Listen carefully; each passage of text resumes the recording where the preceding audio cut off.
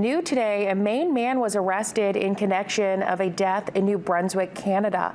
47-year-old Keith Martin is charged with second-degree murder in the death of Mark Mitchell.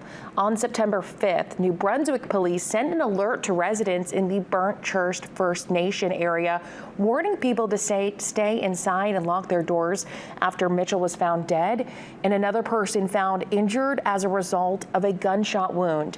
The next day, the alert was ended when officials confirmed they had arrested Martin.